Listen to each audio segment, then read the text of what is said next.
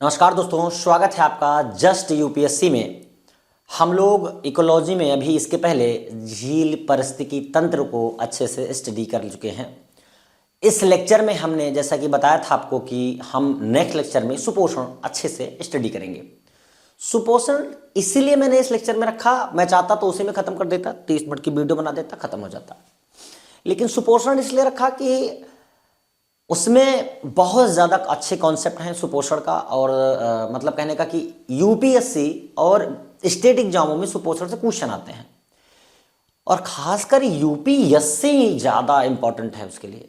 मतलब यूपीएससी में ज़्यादा से ज़्यादा क्वेश्चन बनने के चांसेस सुपोषण से हैं। मतलब ज़्यादा से ज़्यादा मतलब इन द सेंस ये नहीं, मतलब ज़्यादा चांसेस हैं बनने के। मतलब ज़्यादा से ज़्यादा मतलब ये एक ही चैप्टर से ये नहीं कि 20 क्वेश्चन बना देगा वो, नहीं, ऐसा नहीं है। ठीक, तो आइए देखते हैं सुपोषण के विषय में थोड़ा सा। सुपोषण में हम लोग सबसे पहले हम लोग इसकी डिफिनेशन जानेंगे। सुपोषण, यूट्रोफिकेशन जिसको बोलते हैं, इंग्लिश में भी थोड़ा सा देख लेते हैं। यूट्रोफिकेशन क्या होता है? सुपोषण, यूट्रोफिकेशन शब्द का उद्भव अगर हम बात करें, ये उद्भव, इस शब्द का उद्भव कहां से हुआ ये याद करने की जरूरत नहीं होती है, बस ये समझने के लिए आपके लिए है कि शब्द का उद्भव ग्रीक शब्द है। पहली बात तो ये बस इतना याद रखिए कि ये शब्द जो है वो ग्रीक शब्द है, यूट्रोफास से हुआ है। ग्रीक शब्द यूट्रोफास से हुआ, जिसका अर्थ होता है पोषण या समृद्ध। पोषण या समृद्ध होना। अरे जब बोल देते हैं ना, आप तो सुपोषित आदमी हो पूरी तरह से, आपको तो मिल ही रहा है पैसा, आपको खर्चा करने की क्या जरूरत है, तो वही है सुपोषण का कॉन्सेप्ट, समझ लो ऐसा। ठीक, तो बस ये कह रहा है पर्यावरण के संदर्भ में अगर हम बात करें तो किसी जलाशय को पोषक तत्वों से समृद्ध करना सुपोषण कहलाता है। एक वर्ड में अगर पर्यावरण की लैंग्वेज में इसकी हम बात करें तो वो ये कह रहे हैं कि किसी जलाशय को, किसी जलाशय, जलाशय देखा है ना आपने, जैसा कि मैंने बताया है, ये आपका जलाशय हो गया। ठीक, ये जलाशय हो गया आपका, ये पानी भरा हुआ है। ठीक है, यहां पर एक स्तर तक पानी भरा हुआ है। उसके बाद ये कह रहा है जलाशय को पोषक तत्वों की जरूरत तो होगी, क्योंकि यहां पर विभिन्न प्रकार के जीव जंतु तो नीचे रह रहे होंगे, उनके लिए तो जरूरत होगी ना। तो तत्वों से समृद्ध करना सुपोषण, यूट्रोफिकेशन कहलाता है। ये कह रहा है कि सुपोषण की प्रक्रिया में जलाशय में पौधों, देखिए ये मैं बोल रहा था ना, पौधे तो होंगे ही ना अंदर, उसकी बात कर रहे हैं। जलाशय में पौधों तथा शैवाल का विकास इसी के द्वारा होता है। किसके द्वारा? सुपोषण के द्वारा। क्योंकि सुपोषण का मतलब क्या होता है पहले बता चुके हैं, पोषण या समृद्धि। जब पोषण या समृद्धि की बात कर रहा है तो पोषण किसके लिए होगा? पोषण किसका होता है? पोषण होता है जीव जंतु का, प्राणियों का, मानव का, बच्चों का। मान लीजिए आपके घर में कोई बच्चा होता है, तो पोषण के लिए आप उसके लिए आहार लेके आते होंगे, कुछ ना कुछ दूध लाते हैं या फिर किसी प्रकार का विटामिन देते हैं कि हमारा बच्चा स्वस्थ रहे, हेल्दी रहे, चेकअप करवाते हैं, वो भी तो पोषण ही कर रहा हुआ, पालन पोषण कहते हैं ना। वही चीज सुपोषण का काम है। समुद्र या फिर किसी पानी के अंदर जो जीव जंतु, पेड़ पौधे रह रहे हों, उनका पोषण करना। ये कॉन्सेप्ट आपको समझ में आ गया है। अब इसके बाद आ गया है, ये मैं कह रहा हूं, लेकिन मैं उम्मीद कर रहा हूं कि आपको आ गया होगा, मतलब बस ये समझ लीजिएगा। इसके अलावा अगर हम बात करें तो जल में बायोमास की उपस्थिति के कारण जल में ऑक्सीजन की मात्रा कम हो जाती है। ध्यान से सुनिएगा, कह रहा है कि जल में बायोमास की उपस्थिति के कारण, बायोमास क्या होता है आप जानते हैं? बहुत बायोमास चिल्लाते रहते हैं। गांव में कभी आपने वो देखा है, कुआं बना होता, बस बहुत पहले बना होता था। ठीक, इस टाइप का एक कुआं होता था। ठीक, यहाँ से एक गेट टाइप का निकला हो, यहाँ से भी, यहाँ से भी, वो बेसिकली बायोमास के ही काम में लाया जाता था। ठीक, तो बायोमास की उपस्थिति के कारण ऑक्सीजन की मात्रा कम हो जाती है, और इसका एक उदाहरण पोषक तत्वों के उच्च स्तर के कारण उसमें ब्लूम पैदा होना होता है। मैं आपको एक बात बता देता हूं, ये थोड़ा शॉर्ट फॉर्म में लिख उठा है कि बात यह है कि पोषक तत्वों की जरूरत तो है, एक कॉन्सेप्ट से आप समझिए, पोषक तत्वों की जरूरत है। जब पोषक तत्व की जरूरत है तो ऑक्सीजन भी कम हो रही है, और पोषक तत्व जहां सुपोषण होगा, सुपोषण मतलब जब पोषक, अब भाई किसी पेड़ या पौधे को, जीव जंतु को अंदर, अब पेड़ तो रहेंगे नहीं, मान लो कोई रहते हैं, लेकिन जीव जंतु जो अंदर रह रहे हैं जल के अंदर, उनको ऑक्सीजन की जरूरत है। उस ऑक्सीजन की सप्लाई का काम कौन करता है? मान लीजिए सुपोषण। ऑक्सीजन सप्लाई कौन, मान लीजिए पहुंचा, उसने क्या किया कि एकाएक वृद्धि कर दी, काहे में? खाने पीने में खूब वृद्धि कर दी। जब घर में खाना पीना खूब होगा तो परिवार बढ़ेगा ना, लोग सोचेंगे एक्सपेंड करते हैं, परिवार बढ़ेगा, पैसा भी एक्सपेंड करते हैं। उसी प्रकार से अंदर जीव जंतु भी एक्सपेंड होंगे, लेकिन ऑक्सीजन तो उतनी ही मात्रा में है ना। मैंने एक जगह बोला था कि सुपोषण का काम ऑक्सीजन का है, लेकिन देखिए फ्लो है, वो ऑक्सीजन का सप्लाई तो होती है, लेकिन उस मात्रा में तो नहीं हो रही ना जिस मात्रा में पोषण की सप्लाई हो रही है। तो उस मात्रा में पोषण की सप्लाई, जिस मात्रा में पोषण की सप्लाई हो रही है उस मात्रा में किसकी सप्लाई नहीं हो रही है? ऑक्सीजन की। और ज्यादा से ज्यादा लोग अंदर बढ़ रहे हैं, मतलब जीव जंतु जो पोषक तत्व पा रहे हैं, फैल रहे हैं, बच्चे हो रहे हैं, और एक स्तर से दूसरे स्तर पे जाकर के और खूब सारे बच्चे हो गए। संख्या लेकिन कम है ऑक्सीजन की, ऑक्सीजन लेने की क्षमताएं कम हो गई। अब जैसे जैसे ऑक्सीजन का लेवल कम होता जाएगा, सब लेंगे सांस तो कम होता जाएगा ना, वैसे वैसे ऑक्सीजन खत्म होगी और पोषण बढ़ ही रहा है। ऑक्सीजन कम हो रही है, पोषण बढ़ रहा है, ऑक्सीजन कम हो रही है। एक समय ऐसा आएगा कि ऑक्सीजन खत्म हो जाएगी, पोषण बढ़ता रहेगा, और जो एल्गीज होते हैं, सेवल्स होते हैं, जो सेवल्स होते हैं, मैंने बताया ना, जो सेवल्स होते हैं उनकी मृत्यु होने लगेगी। जब वो मृतावस्था में पहुंच जाएंगे तो बहुत ज्यादा संख्या में मृत्यु होगी। मतलब कि पोषण तत्वों की वजह से इतना ज्यादा वो बढ़ गए कि उनकी मृत्यु उसके दुगने में होगी, क्योंकि बच्चे तो ज्यादा हो गए ना उनसे, तो उनकी मृत्यु उस दुगने में होगी। और उसी को हम लोग ब्लूम बोलेंगे। क्या ब्लूम? मतलब विस्फोट, रेड कलर का एकदम बिक जाता है, खून ही खून हो जाता है, बम विस्फोट जिसको हो जाना वही होता है। और जीव अंदर ही अंदर मर जाते हैं, क्योंकि ऑक्सीजन उस प्रकार से मिल नहीं पाती। इसी का पूरा नाम सुपोषण है। पूरा कॉन्सेप्ट मैंने आपको बता दिया, यहां पे बहुत शॉर्ट फॉर्म में लिखा था, इसीलिए मैंने ये बताया ताकि आपको एग्जाम के समय में किसी प्रकार की दिक्कत ना आए। ठीक, सुपोषण प्राय जलीय तंत्र में फास्फेट युक्त डिटर्जेंटों, उर्वरकों, मल जलों के मिलने के कारण उत्पन्न होता है। बस याद रखिएगा, ये बहुत इंपॉर्टेंट है कि सुपोषण होता क्यों है। वो जलीय तंत्र में अगर फास्फेट युक्त डिटर्जेंट मिल जाए, उससे पोषक तत्व मिल रहे हैं किसको? सेविल को, एल्गीज को। उसके बाद उर्वरक मिल गया और सोना चांदी मिल गया समझो उनके लिए। उसके बाद मल जल मिल गया, तो डिकम्पोज करने के लिए है ही काम उनका, और क्या करेंगे? ज्यादा से ज्यादा मिल गया, और तो जितना मिला उतना ही ज्यादा मात्रा में उन्होंने बच्चे पैदा किए, और उस लेवल में ऑक्सीजन नहीं थी, इसीलिए ब्लूम हुआ। ठीक, ये कह रहे हैं। अब ये ब्लूम होते कितने प्रकार के हैं ये हम लोग पढ़ेंगे। ठीक, प्राकृतिक सुपोषण होता है, सॉरी ब्लूम कह रहे हैं, सुपोषण कितने प्रकार के होते हैं वो पढ़ते हैं। तो प्राकृतिक सुपोषण होता है जैसे झील जैसे जल स्रोत में पोषक तत्वों का संवर्धन होना, इस प्रकार का सुपोषण की विशेषता है। इसका मतलब इस जो ये प्राकृतिक सुपोषण है वो होता कहाँ है? वो झीलों में होता है। आप समझ में आ गया? डायरेक्ट सुनो। इस प्रक्रिया के दौरान एक अलिगोट्रॉफिक झील या यूट्रोफिक झील में परिवर्तित हो जाती है। ध्यान सुनिएगा, एक अलिगो मध्य प्रकार की झील एक बहुत ज्यादा पोषक तत्व वाले झील में कन्वर्ट हो जाती है जब ये प्राकृतिक सुपोषण होता है। तो या पादप प्लवक, फाइटोप्लैंक्टन और शैवाल का खिलना और जलीय वनस्पति के उत्पादन में भरपूर सहयोग प्रदान करते हैं, जो बदले में वनस्पति जीव और मछली के लिए पर्याप्त भोजन प्रदान करते हैं। आगे कह रहा है सांस्कृतिक सुपोषण क्या होता है। सांस्कृतिक सुपोषण तो यह मानव गतिविधियों के कारण होता है। पहली बात तो ये दिख ही रहा है, सांस्कृतिक सुपोषण जब सांस्कृतिक है तो मानव होंगे ही इसमें। ठीक है, क्योंकि वे झील और धारा में 80% नाइट्रोजन और 75% फास्फोरस की एकाग्रता के लिए जिम्मेदार हैं। तो दो वर्ड है इसमें निकले, नाइट्रोजन और फास्फोरस की एकाग्रता, मतलब इकट्ठा करने के लिए जिम्मेदार होते हैं। कौन होते हैं? सांस्कृतिक सुपोषण में। कारण क्या है सांस्कृतिक सुपोषण का? पहली बात तो उर्वरक की मात्रा ज्यादा हो जाना, पशु खाद्य संचालन ज्यादा होने का प्रदूषण या ज्यादा हो जाना, औद्योगिक और घरेलू अपशिष्ट, मतलब जो हम लोग अपशिष्ट मतलब हमारे घर से भी कूड़ा करकट निकलता है उसी का, और उसी को अपशिष्ट बोलेंगे। ठीक, उसी प्रकार से वो घरेलू और औद्योगिक की बात कर रहे हैं। ठीक, सुपोषण जलीय पारिस्थितिकी तंत्र को किस प्रकार से प्रभावित कर रहा है, जैसे कि मैंने बताया वही चीज यहाँ पर बोल रहे हैं। अब हो सकता है यहाँ पर आपको थोड़ा डिटेल मिले, जो मैंने पहले ही बता दिया है आपको। नदी, झील, धारा या सागर जैसे जल निकायों का या निकायों को प्रकाश मिलता है। आप सबको पता है, वो नदी हो, वो झील हो, वो तालाब हो, वो समुद्र हो, सबको प्रकाश मिलता है। लेकिन जो एल्गीज होते हैं, एल्गल या सैवल होते हैं, कि खिलने से जलीय जीव को प्रकाश संश्लेषण में रुकावट पैदा हो जाती है।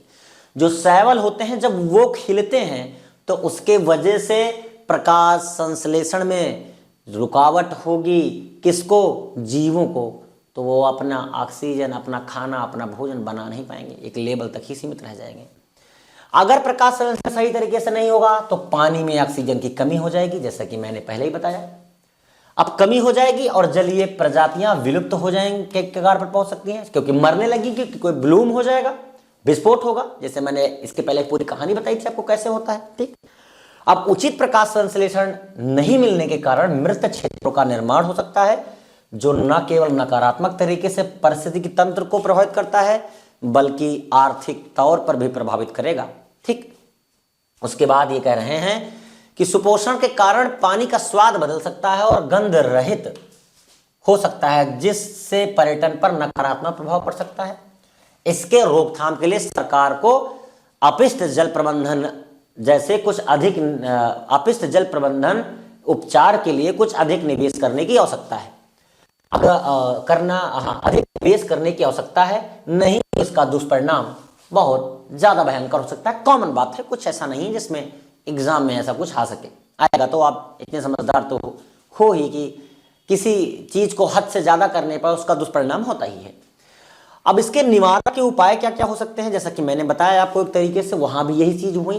ठीक है, बस मैंने प्रकाश संश्लेषण के विषय में आपको स्टार्टिंग में नहीं बताया था, अपने तरफ से जो बताया था उसमें प्रकाश संश्लेषण की ऑक्सीजन, भाई प्रकाश संश्लेषण होगा नहीं, ऑक्सीजन बनेगी नहीं, ऑक्सीजन कम होगा, सुपोषण ज्यादा होगा, और ज्यादा होगा तो ज्यादा के ज्यादा हम लोग क्या करेंगे, उनके बच्चे होंगे, और ज्यादा से ज्यादा बच्चे होंगे, ऑक्सीजन जल्दी खत्म होगी, और जितनी जल्दी खत्म होगी ऑब्वियस सी बात है उतनी जल्दी ही जो जीव हैं अंदर वो मरना स्टार्ट कर देंगे, और ज्यादा मरेंगे, वो प्राकृतिक के लिए नुकसानदायक होगा, क्योंकि वो सुपोषण करने के साथ साथ भाई पूरा का पानी सुपोषण पानी में हुआ, पानी में मरे कौन? मरे ये सैवल, और सैवल जब पानी में मरे तो पूरा पानी गंदा हुआ, वो पानी मानव पीता है, अगर वो मानव ने पिया तो मानव को भी दिक्कत, मतलब उनको भी समस्या हो सकता है, उससे विभिन्न प्रकार की बीमारियां हो जाए, किसी प्रकार का कोई रोग उत्पन्न हो जाए। अगर वो हो गया तो इस प्रकार से महामारी फैल सकती है, और महामारी फैल गई तो एक कोरोना महामारी से लड़ नहीं पा रहे हैं, विभिन्न प्रकार की महामारियों से कहाँ लड़ पाएंगे।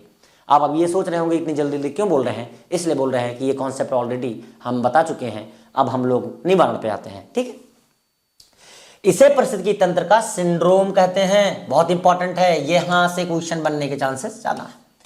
इसे क्या बोलते हैं? पारिस्थितिकी तंत्र का सिंड्रोम बोला जाता है।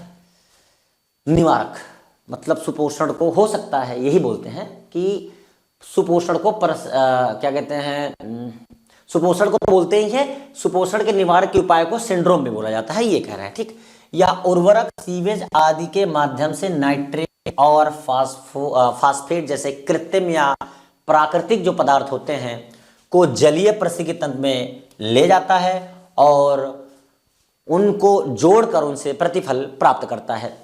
और इसी तरह अगर बात करें झील की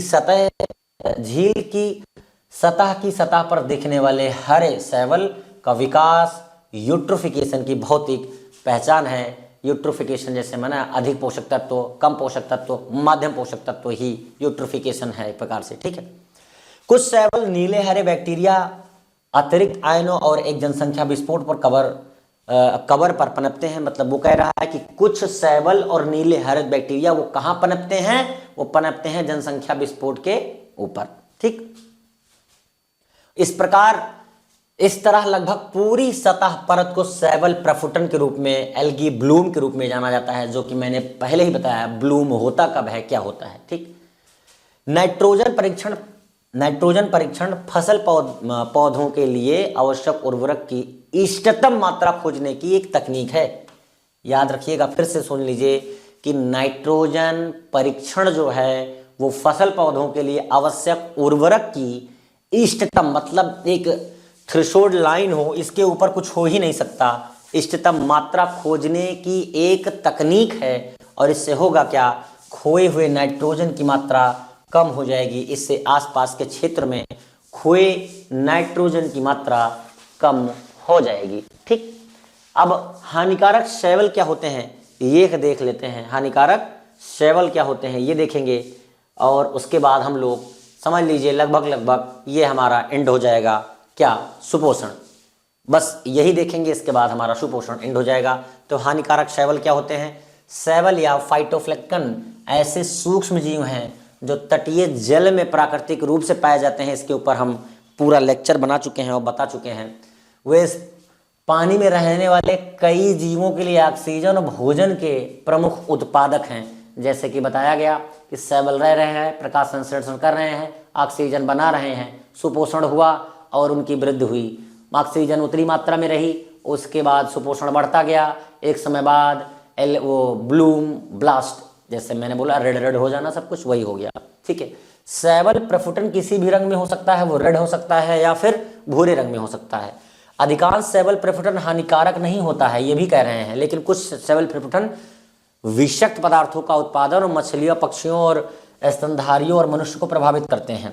शैवाल का उपयोग कहाँ हो सकता है? तो ये शैवाल या फाइटोप्लैंक्टन की अधिकांश प्रजातियां खाद्य जाल के आधार पर ऊर्जा उत्पादकों के रूप में काम करती हैं और जिनके बिना इस ग्रह पर उच्च जीवन संभव नहीं होगा।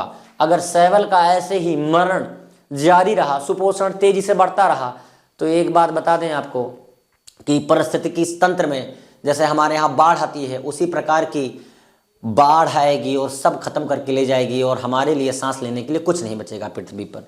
यही चीज़ वो बता रहे हैं वहाँ पर। ठीक है, यही चीज़ वो बता रहे हैं। आगे हम लोग देख लेते हैं, आगे हमें पढ़ना क्या है। आगे पर्यावरण प्रभाव आकलन, ये हमें नेक्स्ट लेक्चर में पढ़ना है। इसके बाद आप मान के चलिए कि हार्डली 2 से 3 लेक्चर इसमें भी और लगेंगे आपके। 2 से 3 लेक्चर बहुत ज़्यादा से ज़्यादा लगे तो 3 लेक्चर या 5 लेक्चर, जैसे 2 से 3 लेक्चर मतलब ये इसलिए कह रहा हूँ कि 30-30 मिनट के बनाने पड़ेंगे। और 5 लेक्चर इसलिए बोल दिया कि 15-15 मिनट के अगर हम बना दे तो, क्योंकि 30 मिनट बनाने में थोड़ा दिक्कत होती है। तो क्योंकि फिर बोरियत हो जाती है, देखने का मन भी नहीं करता लोगों का, इसलिए थोड़ा छोटे लेक्चर बनाओ और बाद में इसी का पूरा एक कंबाइंड करके आपको लेक्चर मिल जाएगा, जिसको आप पापा या मम्मी या फिर दादा या दादी जैसे समझ सकते हैं कि आजकल जैसे होता है ना, उसी प्रकार का वीडियो बना के दे देंगे। जैसे कि पूरा कंपाइलेशन जिसको बोलते हैं, उस टाइप का वीडियो आपको मिल जाएगा। तो हम लोग अब जो ये हम EIA पढ़ना है हमें, इन्वायरमेंटल प्रभाव आकलन, इन्वायरमेंट इम्पैक्ट असिस्टमेंट उसको बोलते हैं, असिस्टमेंट ऐसे ही कुछ नाम है उसका इंग्लिश में।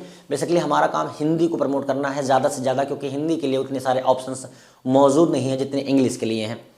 तो मेरा हमेशा से मोटिव यही रहा है कि ज़्यादा से ज़्यादा बेस्ट तरीके से पढ़ाया जाए। फिर भी देखिए ह्यूमन है, ह्यूमन में एरर सब में होती है और कुछ ना कुछ कमियां होती हैं और मतलब गलतियां तो होती ही रहती हैं कि अब गलती नहीं होगी तो आप सीखेंगे कैसे।